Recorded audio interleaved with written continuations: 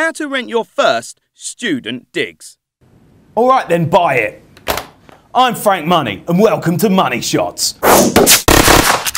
I've got houses all over the world. Spain, United Arab Emirates, the Philippines, so I know a lot about property. Look at this guy. He's still living at home with his parents and they're sick of him. But he doesn't care. Look at him, spread-eagled on the sofa, covered in cereal. Watching daytime television on a bleeding Monday. Oi, mate, you gotta move out. But I like it here, and stuff's free. If you don't move out, one of these days you're gonna get thrown out like some sloppy leftovers. So you better be ready. I'm gonna take you through some simple steps to get your first rented accommodation. How did you get there? I'm a media mogul. I've got my fingers in a lot of pies. Do I really have to move out? Yes, son, you do. But I'm gonna help you through it. Well, who should I live with?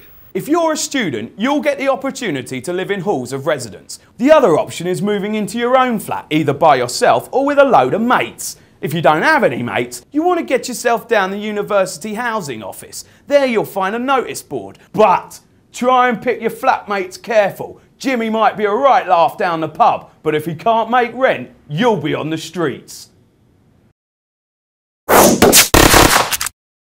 So what sort of flat should I get? Choosing a flat is a big commitment. Most leases are 6 months to a year. You got to make sure you got the bunts to cover that, and that you don't pick a property that goes above your means.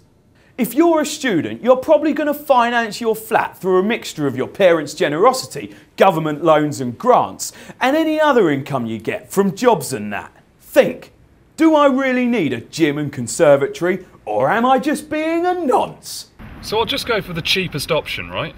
Wrong.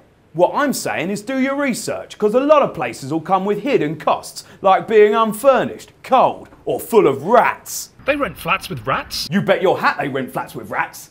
If they rent flats with rats, can I have a cat? Well, that'll depend on your tenancy agreement. So I'll just rent a flat that I can afford that I've had a look at, yeah? Make an appointment with a landlord or an estate agent and go and have a look round the place. Assess the size of it. Think, does it look big enough for you and your mates? Is it secure? Does the gas and hot water work? Is it near uni? Because that'll help with transport money. Got to keep the dosh in your pocket. All these things are important when you're looking round a place to make sure that there's no hidden surprises. How did you get in here? Well, I came in earlier. It's got estate agents give me an earlier viewing. It's getting really weird. Well, financial advice isn't a walk in a park. What do I need to do to get a flat? So once you've found your flat, you're going to have to put down a deposit to secure it. Uh-huh. This can be anything up to 6 weeks' rent. It entirely depends on the landlord or the estate agent. Yeah. This deposit is a bit like a good behaviour bond. If you give the flat back undamaged at the end of the lease, well then you'll get your money back. But if you've spanked the joint with parties and whatnot, then you ain't getting a penny. Yeah, all right. Ask the landlord to give you an inventory of all the contents of the house. Get a receipt for the deposit paid. That way he can't screw you. Oh, right. There's a new law coming into effect called the Tenancy Deposit Protection Scheme, which stops landlords wrongfully withholding your deposit. You'll also have to give them 1 month's rent in advance, just because. That's a lot of bunts. It certainly is, my son, and that's why you've got to be prepared for a big outlay at the front and budget accordingly. I'm off to the office. Once you've secured the property, you'll need to supply the estate agent with 2 references, 1 personal and 1 professional. You'll also need a guarantor, usually a parent. Now that's the person who's going to pay your rent if you screw up and spank all your money on booze. Now, a guarantor is also going to be liable for any other flatmates that may cause damages in your house. Another reason to pick your flatmates careful. Once everything is in place, you'll need to sign a tenancy agreement. That's just a contract to protect your rights and the rights of the landlord. It will also outline your responsibilities as a tenant. Okay, what else is there for me to think about?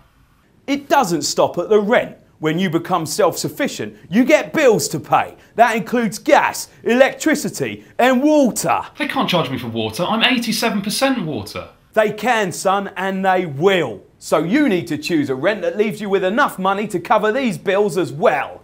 If you're a student, you're exempt from council tax, which is a frank money bonus. But you will need to get a council tax exemption form from your local council. So find out what borough your house is in and then give them a ring on the blower. So remember, stick to the terms of your agreement, look after the place and pay your rent on time. That way you'll have no problems. I'm Frank Money and that was my money shot. In your face!